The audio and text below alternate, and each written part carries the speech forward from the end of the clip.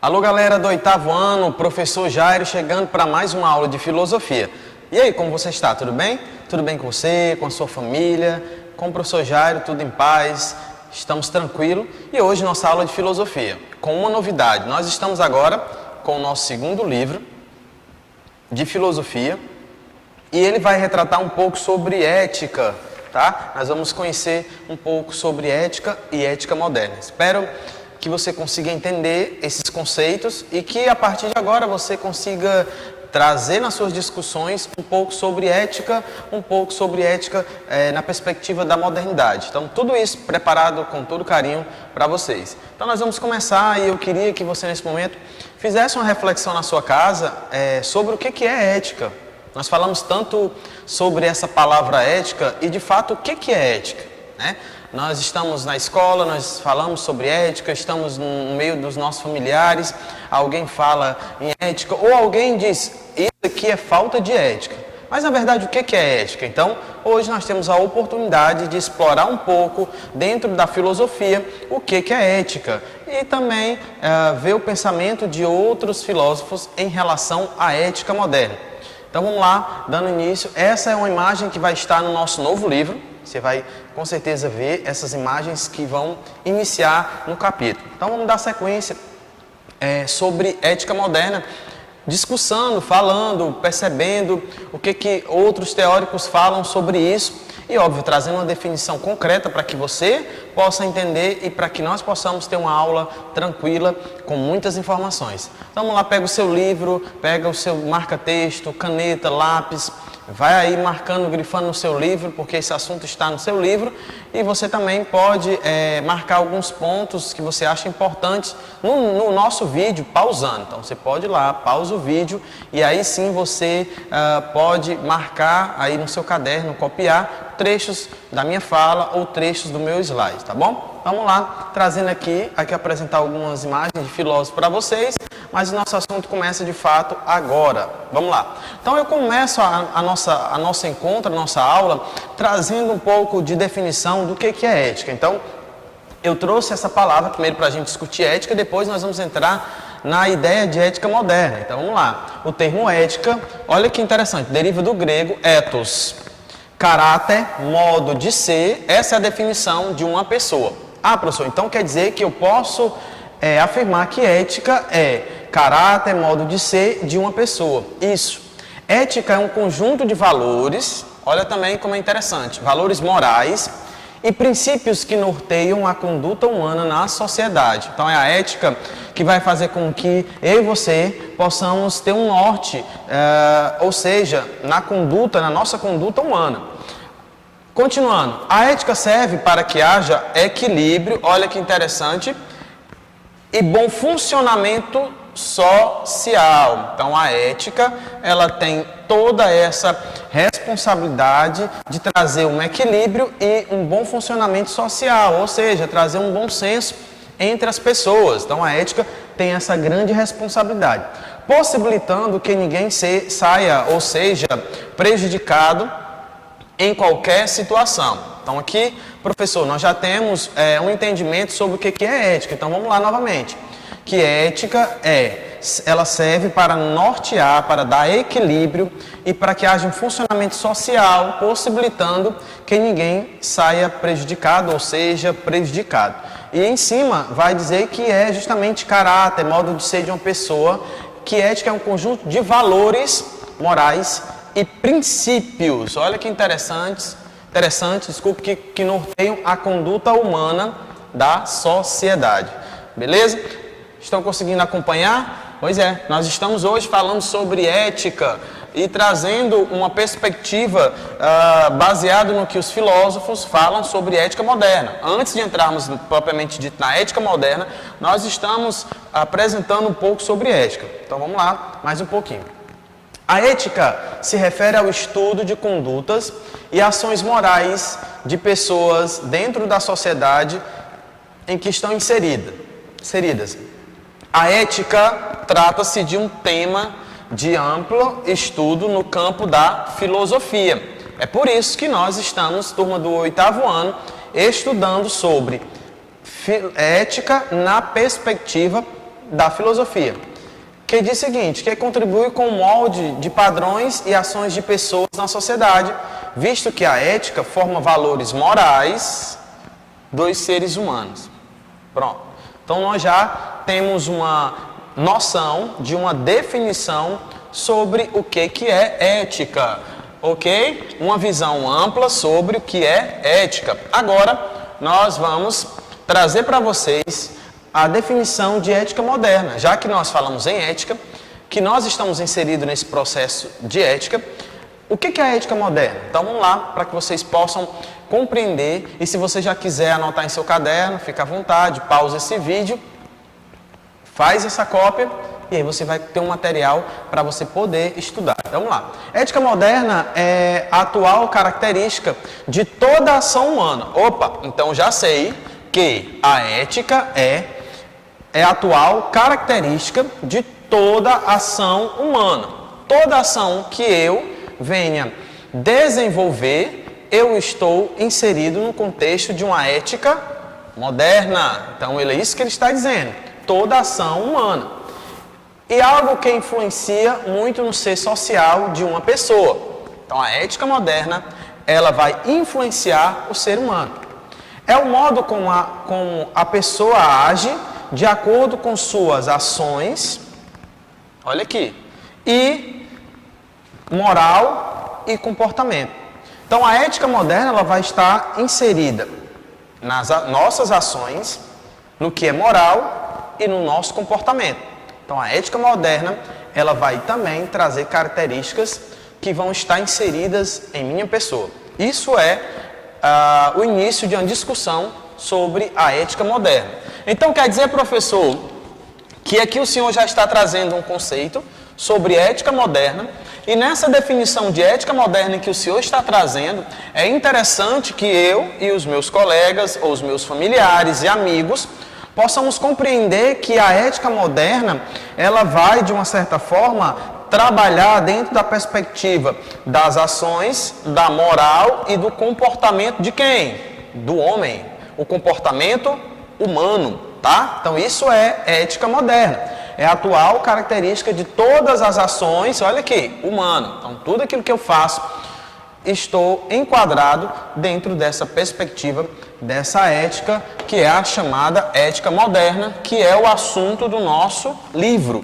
E nós iremos estar trabalhando com esse tema e nós iremos conhecer opiniões, aquilo em que as pessoas definem sobre o que é ética moderna. Bom, e agora nós vamos falar um pouco sobre a ética moderna baseada no livro de vocês. Diz assim: a humanidade já viveu momentos de intensas transformações na sua forma de compreender a organização do universo e a própria condição humana. Então, ao longo dos anos, com o passar dos séculos, nós percebemos que isso acontece e é nítido, eu e você conseguimos perceber essas transformações, né, que vêm acontecendo ao longo do tempo. E diz mais, as imagens da abertura do capítulo mostram dois registros. Olha que interessante, a imagem do início da nossa aula mostra o registro de dois importantes, né, registros significativos dessa transformação, ambas ocorridas no período do Renascimento. Então, aquelas imagens do início da nossa aula retrata sobre isso, tá bom? Então, vamos dando continuidade à nossa aula. Então, vamos começar com duas perguntas. Você conhece essa imagem ou identifica os seus significados? O que elas representam para vocês? Né? Então, nós estamos falando da imagem que está aí na página do livro de vocês, no início. Bom, vamos lá. Nós vamos agora falar sobre o renascimento cultural, o início da revolução do pensamento. Então, é muito bom, dentro da perspectiva filosófica, estar discutindo a ideia do pensamento, a ideia do conhecimento, sobre a ética acerca da modernidade. Então, vamos lá. Na Idade Média, houve 3 grandes períodos da história do pensamento.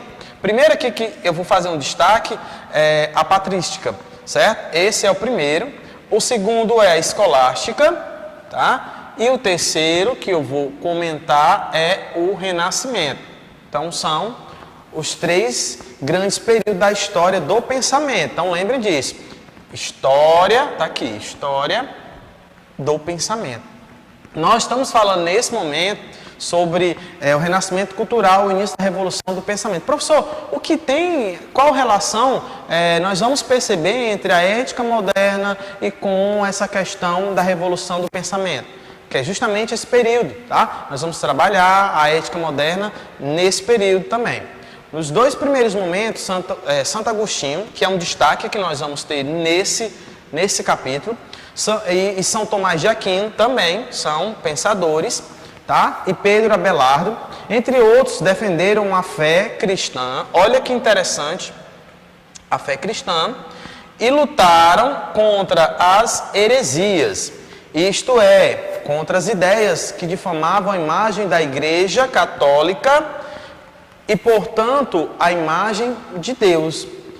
Nós agora estamos iniciando um processo interessante nessa aula de filosofia, que eu espero que vocês, após o término dessa aula, você possa pegar o seu livro, dar uma lida, fazer uma comparação com o que eu estou falando e justamente você vai aprender muito mais. Olha que interessante, aqui nós estamos falando de 3 nomes importantes, 3 nomes que retratam a filosofia: Santo Agostinho, Tomás de Aquino e Pedro Abelardo, que eles defendiam veementemente a fé cristã e lutavam nessa época contra as heresias que poderiam chegar até a Igreja Católica e com isso iriam difamar a imagem da Igreja e assim eles entendiam que, portanto, também a imagem de Deus. Ah, professor, então quer dizer que existia nesse processo do renascimento cultural, que o senhor vai falar sobre a patrística, a escolástica e o renascimento, a história do pensamento desse período, existiam homens que defendiam a igreja e homens que defendiam a fé e, acima de tudo, a imagem de Deus. Isso.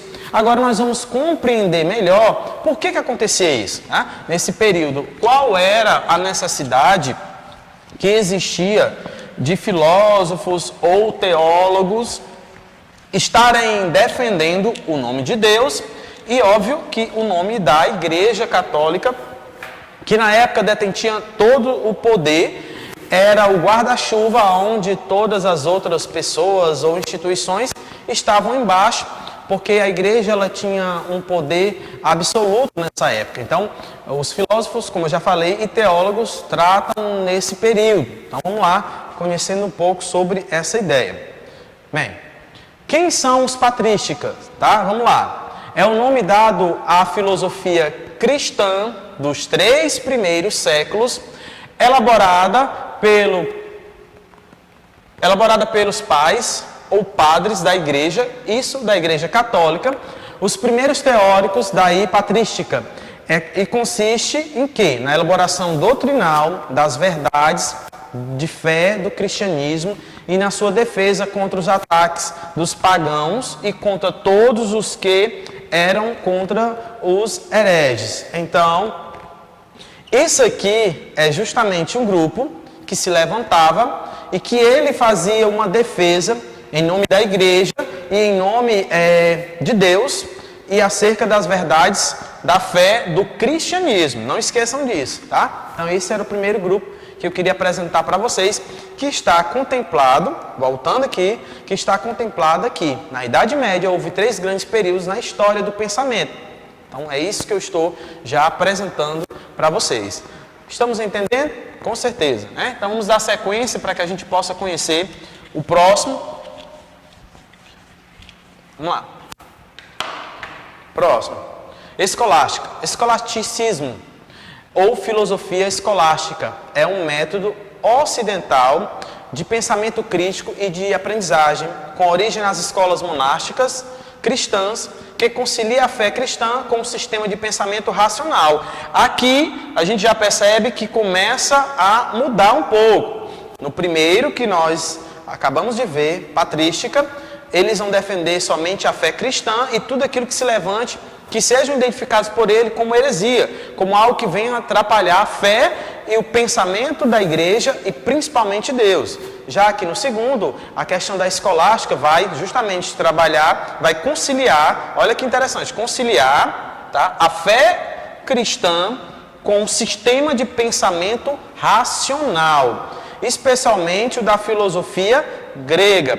Nesse momento, nesse período, já começa a ter uma relação da fé com o pensamento racional. Então começa a se unir esses dois. Diferente do primeiro que eu li para vocês, o segundo já tem essa relação de fazer essa junção do pensamento racional com a filosofia grega, unindo fé cristã. E isso é um período que chega dentro da Igreja Católica. Então começa assim uma discussão onde a escolástica surge, trazendo justamente um pensamento crítico e de aprendizagem, com origem nas escolas monásticas cristãs. Então tudo isso inicia-se com esse processo dessas escolas monásticas cristãs. E aí, você está conseguindo compreender o que nós estamos falando hoje sobre ética moral? Nós estamos abrindo o nosso espaço de discussão sobre o processo da fé, aonde entra alguns filósofos que trazem e que vão defender a igreja, e já outros começam a ter uma outra abertura. Nesse texto também, ele faz uma menção sobre o Renascimento. Então, o que é o Renascimento? Vamos lá. Renascimento cultural foi um movimento que teve seu início na Itália no século XIV e se estendeu por toda a Europa até o século XV. Os artistas, olha o destaque para isso, escritores, pensadores, renascentistas, expressavam em suas obras os valores, olha que interessante, ideias e a nova visão do mundo. Então começava a se ter uma nova visão do mundo. A ideia é que nesse processo, como eu disse para vocês que a igreja ela tinha todo o poder, começa a se ter uma nova visão de uma sociedade que emergia da crise do período medieval. Então começa os grandes artistas a levantarem pensamentos, ideias, hipóteses, e por aí a gente começa a compreender que há um processo de evolução da humanidade. O homem começa a evoluir. E isso é bom, o homem começa a pensar, querer sair da caixinha e ele começa a ter suas próprias ideias em tempos diferentes, óbvio, mas com ideias bastante fixas. Vamos lá. O pensamento vigente naquele período era o teocentrismo, no qual toda a produção intelectual, política, cultural e sobretudo religiosa, olha aqui, cultural e sobretudo religiosa, partia de Deus. Com o centro do universo, personagem principal e inquestionável. Professor, o que é isso? Eu não estou conseguindo assimilar. Aqui está dizendo que esse pensamento vigente naquele período era teocentrismo. O que é isso? Que tudo partia de Deus, que tudo era de Deus. Centro do universo era Deus, personagem principal inquestionável era Deus. Então tudo era baseado em Deus. Como eu falei para vocês, São Tomás de Aquino, tá? E aí ele era um desses idealizadores de que o teocentrismo era algo importantíssimo, tá? A gente vai trazer aqui na sequência mais informações para que a gente possa compreender. Então vamos lá. Aqui um esqueminha para que vocês consigam compreender esse período, tá? Características do período medieval. Então, o que houve nesse período? Então, vamos lá. Primeira coisa que existia era a defesa da fé cristã. Lembra? Lá, Tomás de Aquino, Santo Agostinho, defesa da fé cristã. Outro ponto, verdade revelada por Deus. Então, toda a verdade era baseada em Deus. Continuando. Outro ponto, dogmatismo. A verdade inquestionável. O dogma era algo que não poderia ser questionado, as pessoas não poderiam falar, aquilo que a igreja colocava era lei e ninguém poderia ir contra a lei que existia da igreja. Outra característica do período medieval é a Bíblia como verdade absoluta. Tá? Então eles tinham isso como uma verdade absoluta, que a Bíblia Sagrada trazia esses registros importantíssimos. Outro ponto dessa característica do período medieval, a autoridade eclesiástica, representada pelo Papa, pelos bispos e padres. Então, nesse período, o Papa, os bispos e padres, eles tinham uma total autoridade nesse período medieval. Então, a igreja, ela tinha, como eu já falei para vocês, todo esse poder, e esse poder vinha dessas autoridades que eram os representantes máximos da igreja. Não se tinha aquela ideia de Estado laico. A igreja ela tinha todo o poder e era sobre ela que dominava a fé e a tendência à vida cristã. Ok? Vamos continuar nossa aula trazendo outras informações importantes para vocês, alunos do 8º ano. Vamos lá, com outras informações interessantes. O terceiro período, o Renascimento cultural. Embora ainda inserido no contexto da Idade Média, trouxe uma nova forma de pensar o mundo. A ciência, o conhecimento. Ocorreram mudanças no que diz respeito à aceitação da produção do conhecimento. Eu estou falando de quê? Eu estou falando do terceiro período, que é o Renascimento cultural, tá? Então vamos lá, dando sequência. Bom, agora eu trago para vocês outro esquema para que vocês possam compreender que é as características do período do renascentista, tá? Período renascentista.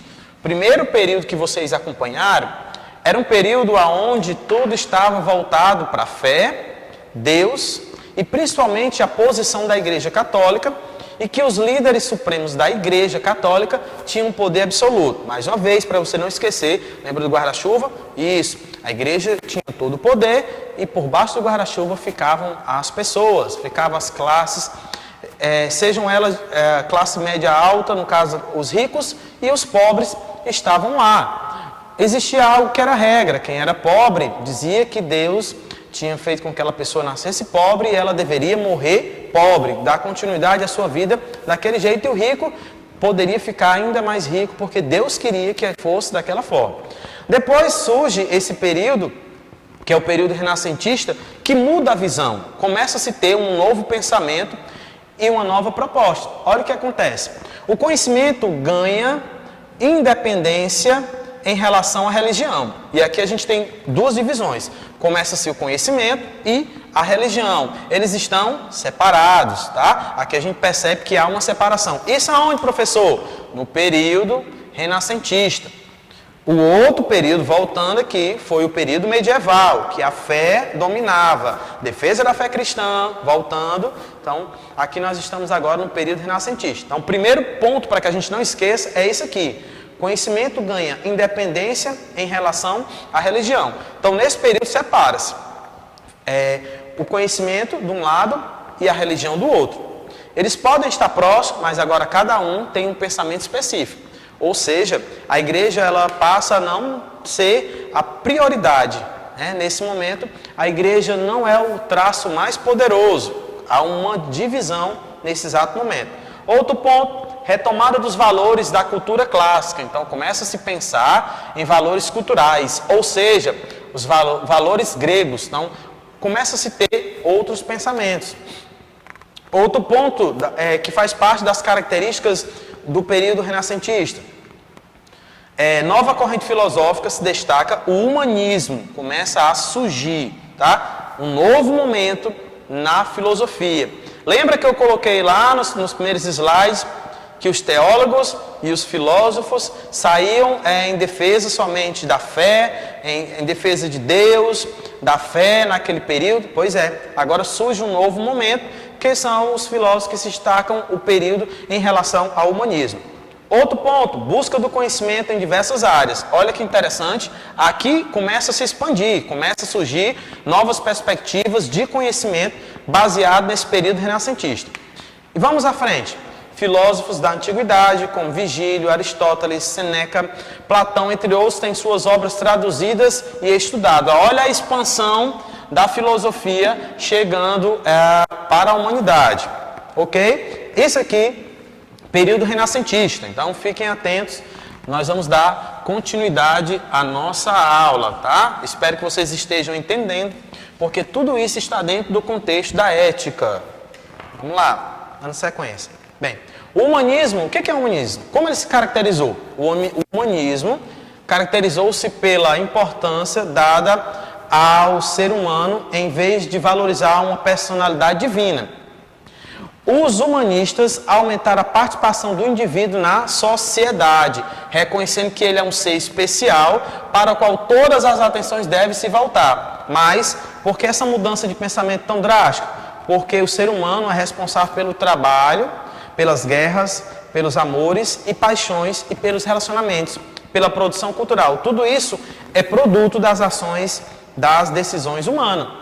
Então, o humanismo é justamente isso, tá? Que eu acabei de ler para vocês, vai se expandindo. Então, vamos dando sequência aqui.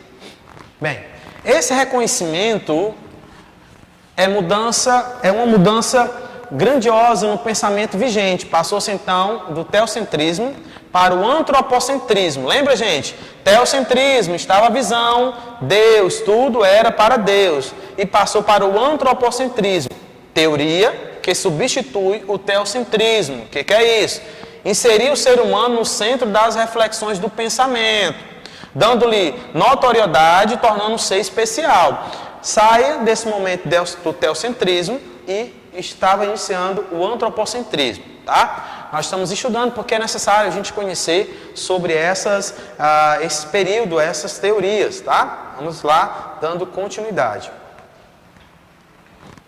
A igreja não aceitou o novo jeito de pensar sobre o mundo e o homem. Sua postura foi intransigente e desafiadora.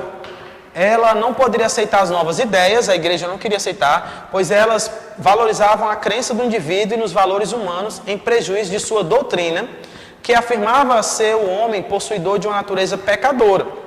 Então, porque o homem era pecador, não existia a possibilidade de ampliar a sua discussão, o seu conhecimento sobre várias áreas. O homem era sujo, condenado à tristeza. Lembra lá da história que eu falei que quem nasceu pobre continuaria sempre pobre, e a tristeza também era uma das fundamentações nesse sentido. Sedento da misericórdia de Deus. Os filósofos do período passaram a expor suas ideias e proclamavam frases que confrontavam a doutrina cristã católica, tá? Nesse período. Então vamos lá. Aqui nós estamos trazendo duas frases de dois filósofos, tá? De um lado você vai perceber a frase relacionada ao Marcílio e do outro lado Giovanni. Diz assim: conhece-te a ti mesmo, ó criatura divina, vestida em trajes humanos. O homem é um ser revestido de dignidade e sabedoria. Olha que interessante. Bom, essa frase representa o pensamento dos filósofos do Renascimento, que defendia o resgate dos valores gregos. Nesse período, o homem passou a usar e ser ele mesmo, sem medo e sem pudor. A nova concepção afirmava que Deus havia criado o ser humano não apenas para adorá-lo, mas também para que ele pudesse desfrutar de si próprio, de seu corpo, de sua natureza. O prazer seria natural do ser humano, não deveria ser negado e sim apreciado. Aqui faz uma referência também que o homem, quando Deus cria o homem, ele dá uma condição para que ele possa também ser feliz, para que ele possa crescer, para que ele possa avançar. Interessante, né, esse pensamento?